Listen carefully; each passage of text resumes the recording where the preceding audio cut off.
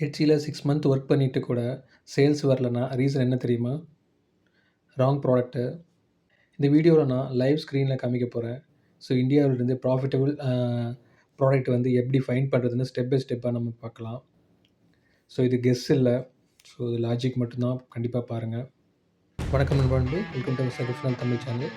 Most beginners என்ன பண்ணுவாங்கன்னா, trending ஸ்டார்ட்டை பார்த்துட்டு ரேண்டம் ப்ராடக்ட் அப்லோட் பண்ணுவாங்க. சேச்சுரேட்டட் நீச்சை என்டர் பண்ணுவாங்க. ஸோ அப்புறம் சொல்லுவாங்க ஹெச்சி இந்தியாவில் ஒர்க் ஆகாதுன்னு. பட் ப்ராப்ளம் ஹெச்சியில் இல்லை, ப்ராப்ளம் வந்து ப்ராடக்ட் செலெக்ஷனில் தான் இருக்குது. ஸோ அதை கண்டிப்பாக மறக்காதீங்க. ஸோ ஃபஸ்ட்டு ஸ்டெப் 1 பார்க்கலாம். ஸோ ஸ்டெப் 1ல் ஃபஸ்ட் ரூல்ஸ் என்னென்னா, ஸோ ப்ரீலோடாகவே உங்கள் மைண்டில் வந்து ஐடியா வந்து அப்லோட் பண்ணாதீங்க. ஸோ பண்ணக்கூடாது அந்த மாதிரி. ஸோ ஃபார் எக்ஸாம்பிள் நீங்கள் ஏதாவது ஒரு மைண்டில் வச்சுக்கிறீங்கன்னு வச்சுக்கோங்க ஒரு ப்ராடக்ட்டை. ஃபார் எக்ஸாம்பிள் ஃபோன் கேஸுன்னு வச்சுக்கோங்க, இல்லை மொபைல் கேஸஸ்ன்னு வச்சுக்கோங்க, மொபைல் அக்சசரிஸ் ஏதாவது ஒன்று வச்சுக்கோங்க. ஸோ இப்போ வந்து நம்ம அப்படி டைப் பண்ணுறோன்னு வச்சுக்கோங்க, ஃபோன் கேஸுன்னு நீங்கள் டைப் பண்ணுங்கள். ஸோ நீங்கள் அப்படி டைப் பண்ணாலும் ஸோ உங்களுக்கு என்ன ஆகும்னா, ஸோ கீழே நீங்கள் பார்த்தீங்கன்னா உங்களுக்கு வந்து லேக்ஸ் ஆஃப் ரிசல்ட் வரும், ஷோ ஆகும்.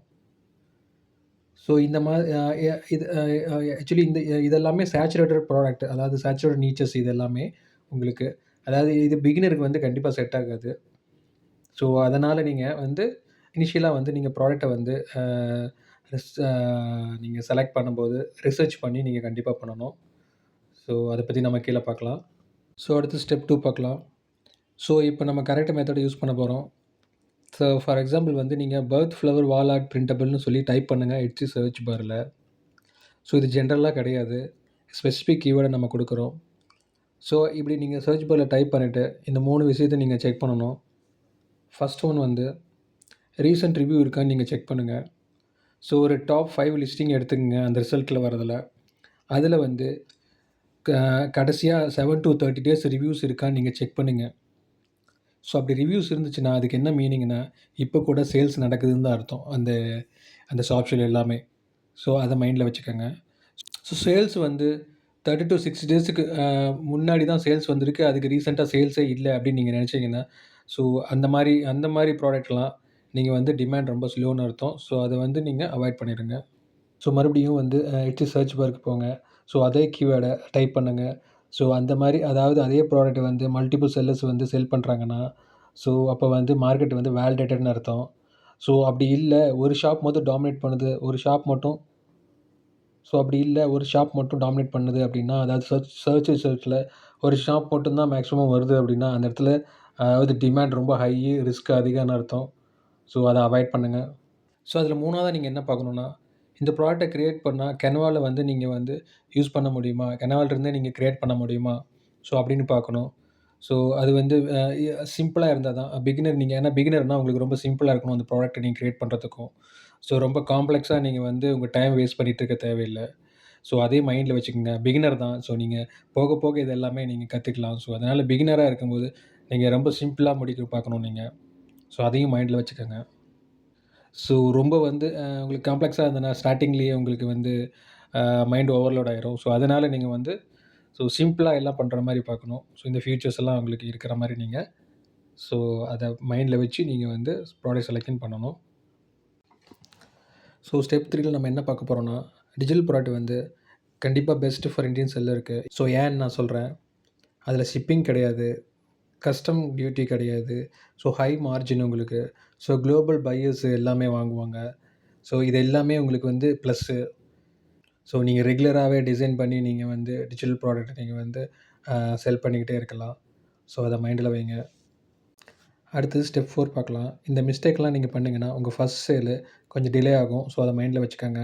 ஸோ ஃபஸ்ட்டு என்னென்னா எமோஷனல், அதாவது ப்ராடக்ட் அட்டாச்மெண்ட்டு. அதாவது இது எனக்கு ரொம்ப பிடிக்கும்னு சூஸ் பண்ணாதீங்க. ஏன்னா மார்க்கெட்டுக்கு பிடிக்கணும்னு பார்க்கணும். ஸோ உங்களுக்கு பிடிக்கணும்னு இல்லை. ஸோ அதை மைண்டில் வச்சுக்கோங்க.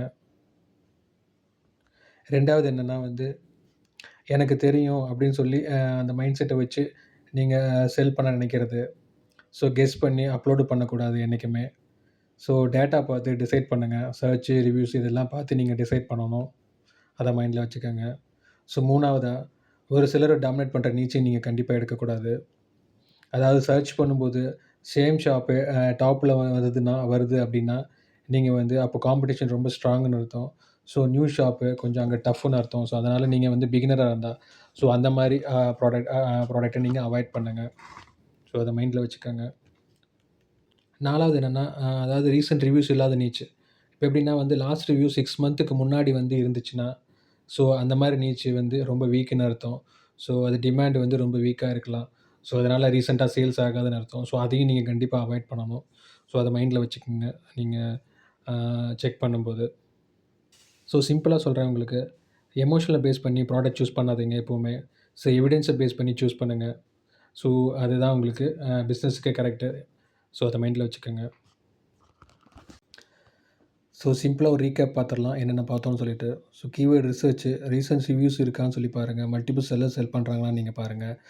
அதாவது சிம்பிளா கிரியேட் பண்ண முடியுமா டிசைனு அப்படின்னு சொல்லி பாருங்க. ஸோ இது எல்லாத்தையுமே நீங்க செக் பண்ணுங்க. ஸோ நான் மேல சொன்ன 4 ஸ்டெப்ஸையும் நீங்க வந்து ஸோ அனலைஸ் பண்ணிட்டு, ஸோ உங்க ப்ராடக்ட்ட வந்து ஷார்ட் லிஸ்ட் பண்ணுங்க. ஸோ பெஸ்ட்டா ஒரு ப்ராடக்ட்டா சூஸ் பண்ணுங்க. எனக்கு வந்து இன்னும் ப்ராடக்ட் ரிசர்ச் பத்தியும், அப்புறம் HCA பிசினஸ் பத்தியும் இன்னும் நெறையா எனக்கு தெரியணும் அப்படின்னு நீங்க நெனச்சீங்கன்னா, ஸோ நான் ஸ்டார்டர் கிட்டும், அப்புறம் ஃபுல் HCA கோர்ஸும் நான் கிரியேட் பண்ணியிருக்கேன். ஸோ லிங்க் நான் டிஸ்கிரிப்ஷன்ல குடுத்துருக்கேன். நீங்க நிதானமா செக் பண்ணி பாருங்க. ஸோ எது பெஸ்ட்டுன்னு. ஸோ கமெண்ட்ல சொல்லுங்க. நீங்க ஆல்ரெடி ஷாப் ஓப்பன் பண்ணிட்டீங்களா அப்படின்னு? இல்ல இன்னும் ரிசர்ச் ஸ்டேஜ்ல தான் இருக்கீங்களா? ஸோ கமெண்ட் பண்ணுங்க. ஸோ இந்த வீடியோ கண்டிப்பா உங்களுக்கு ஹெல்ப்ஃபுல்லா இருந்திருக்கும்னு நெனைக்கிறேன். ஸோ அப்படி ஹெல்ப்ஃபுல்லா இருந்துச்சுன்னா, கண்டிப்பா உங்க உங்க நண்பா, நண்பிக்கு கண்டிப்பா ஷேர் பண்ணுங்க. ஸோ நம்ம ஷக்குஃப்னா தமிழ் சேனல சப்ஸ்கிரைப் பண்ண மறக்காதீங்க. தேங்க் யூ நண்பா, நண்பி.